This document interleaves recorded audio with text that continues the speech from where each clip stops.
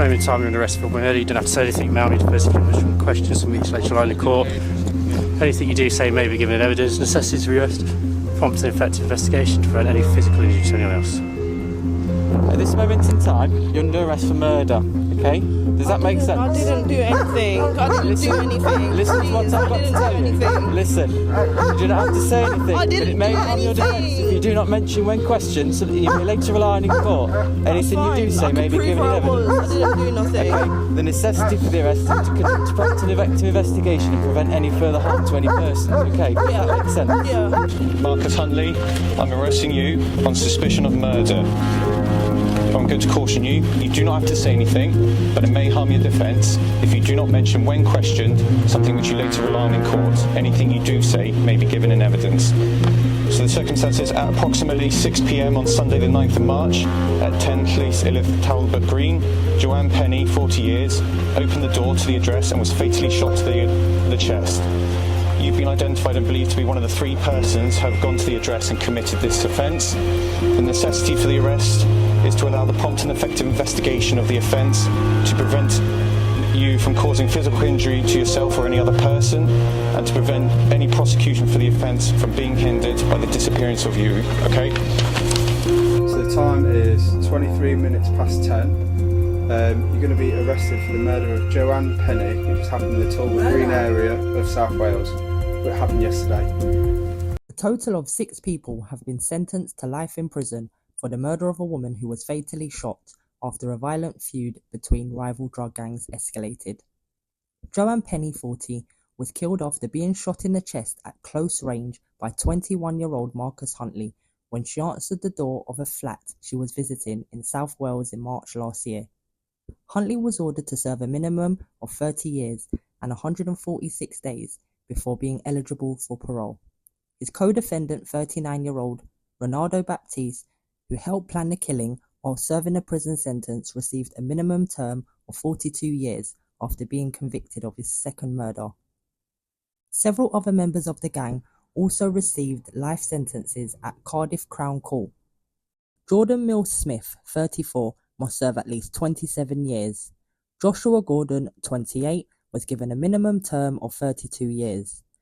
Melissa Quayle-Dashbar, 40, will spend at least 14 years in prison, and Christina Genova, 22, must serve a minimum of 12 years. While sentencing the group, Mr. Justice Fordham described Joanne Penny as an innocent victim caught up in a drugs feud. He said her only action had been answering the front door at a friend's home, and added that no prison sentence could ever reflect the value of life that had been taken. The judge also spoke of the heartbreaking impact on Miss Penny's loved ones, referring to the victim impact statements that described a future stolen from the family. He said her death had left relatives devastated, describing Joanne as a much-loved mother, daughter and sister whose life was senselessly cut short. The shooting of Joanne Penny took place at 4 minutes past 6 in the evening on Sunday the 9th of March 2025. 3 female friends were sitting in the living room at number 10 Llys Iltyd in Talbot Green. Melissa Quayle-Dashbar knocked at the front door. The 3 women looked at each other. It was Joanne Penny who was the closest, so she went down and opened the front door. She was immediately shot in the chest by Marcus Huntley using a handgun fired at close range. A 999 call was made. Immediately the emergency services arrived speedily. The medics tried everything. They could not save her.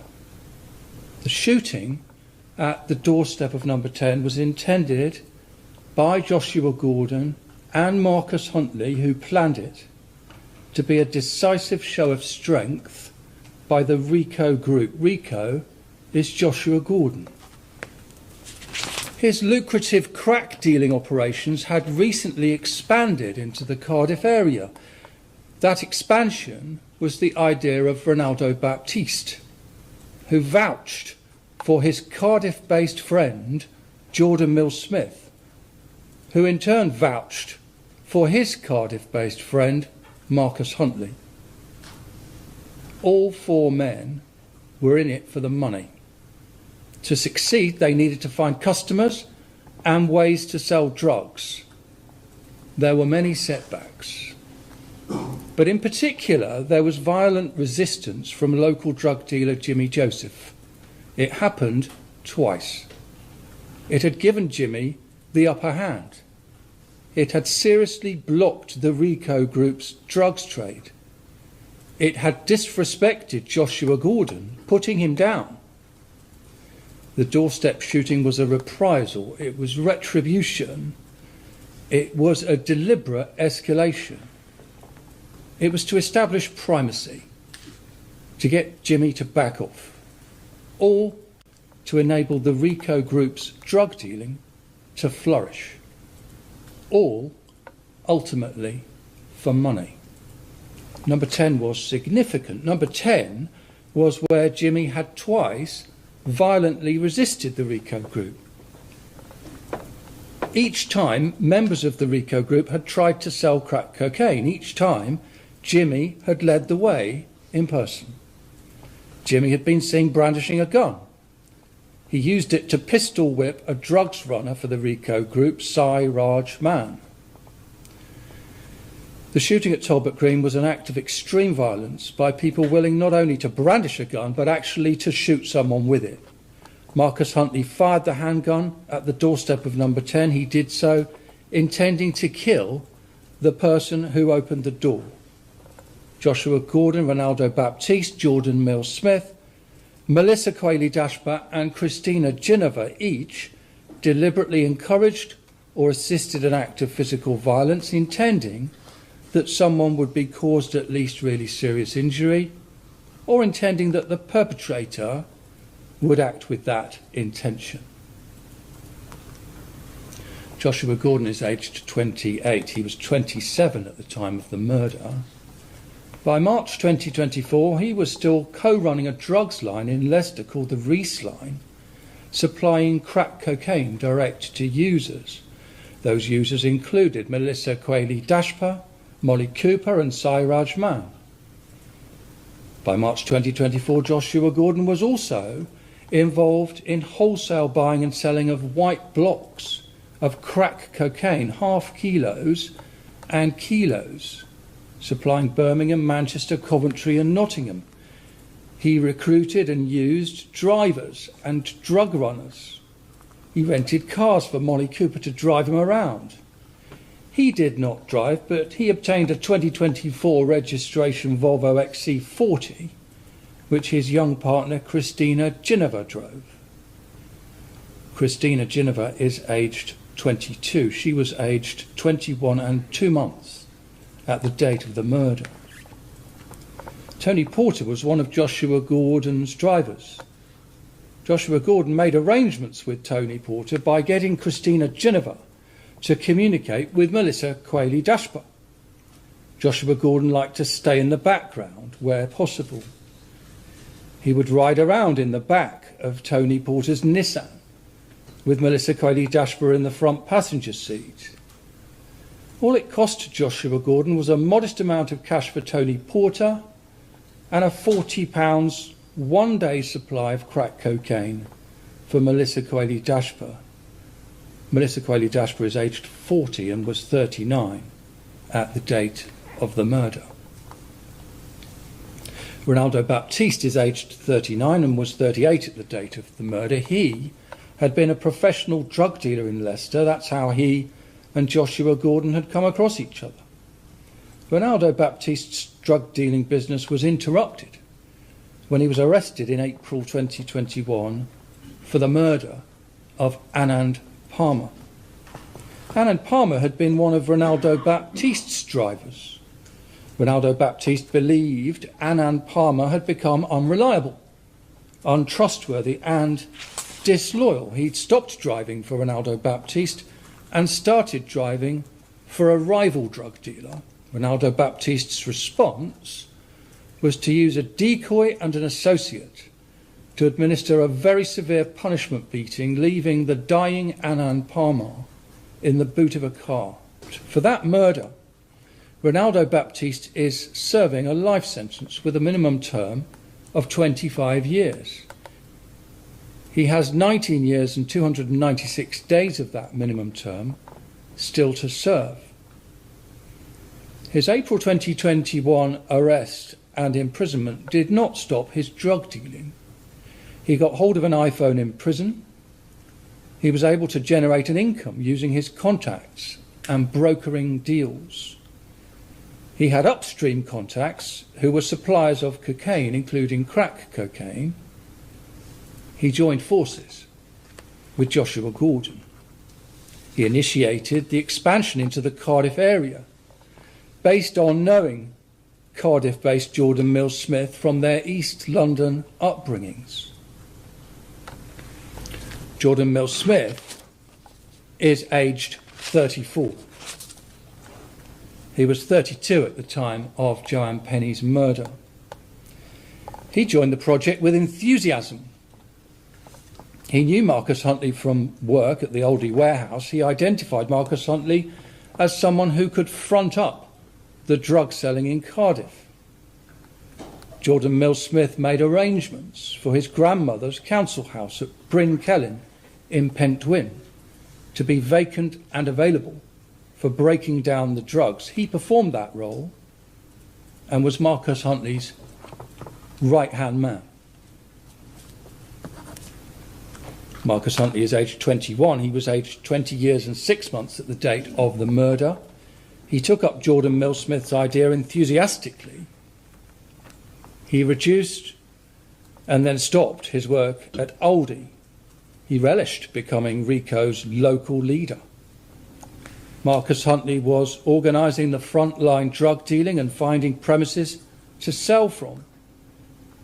By mid-February 2025, Marcus Huntley had installed himself and an associate, Marek Plachikova, at number 10 in Talbot Green, the house of Katie Summers. Then Jimmy struck back at the Rico group for the first time. This has been called the ramming incident. It was Friday the 21st of February 2025. It was at number 10. Marcus Huntley and Marek Plachikova had been selling there for about a week. Jimmy and his associates turned up at number 10. A young male was used to knock the door. They tried to get in but failed. Someone said Jimmy had a gun. Marcus Huntley phoned Katie Summers in a panic. Her friend Neil Roger Thomas fetched his car and helped Marcus Huntley and Marek Plachikova escape. In a car chase, Jimmy's 4x4 rammed into Neil Roger Thomas's car, trying to force it off the road, causing £3,000 worth of damage. Marcus Huntley knew this was a warning from Jimmy. Jimmy made sure that Katie Summers passed it on. Jimmy didn't want anyone else selling on his turf. Joshua Gordon, Ronaldo Baptiste and Jordan Mills Smith were all very well aware that Marcus Huntley had been chased out of drug-selling premises by a local rival drug dealer.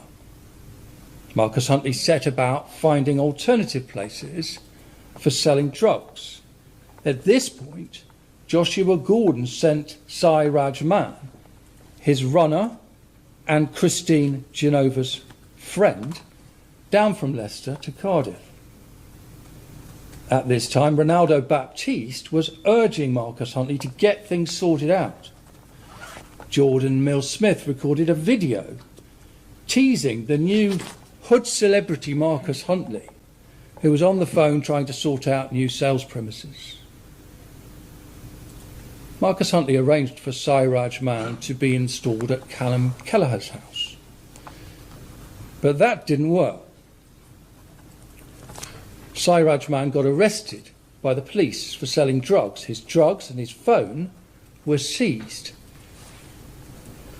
Marcus Huntley then arranged for Sai Rajman to be installed at Donna Kremin's home with more drugs and a new phone, but that didn't work either. Sai Rajman got accused of smoking the stock.